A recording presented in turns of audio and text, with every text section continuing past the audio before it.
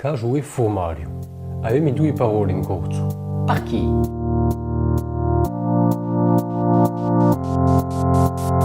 O caju si face con lati d'animali. A capra, a pecora, a vacca, a donna, o scaravazzolo.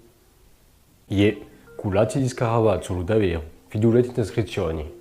Formaggio e formaggio. RU che scambiano a suo piazzo. Questa è una metatesi.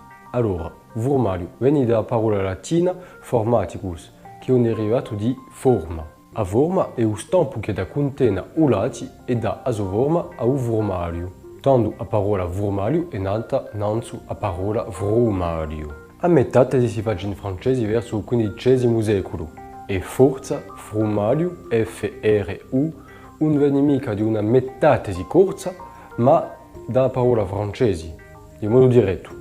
Caju viene dal latino caseus, che è lo stesso viene dall'indoeuropeo gvat.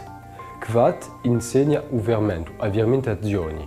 Qui si ritrova un punto similare con il latino, l'oggetto cajadia. E a cajadia che dà a forma a un caju, esiste di nuovo la parola vatodia. E in due si facci un caju, vatodia, facci. Quando si vede di più il latino, l'espressione era caseus formaticus. Caju e formaggio erano insieme. Quando si caccia una parola così, sia caseus sia formaticus, si chiama una ellipsa.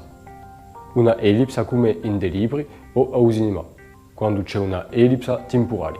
Ripidiemi. I due parole vengono da un stesso paio, caseus formaticus. Ogni elemento dà una possibilità.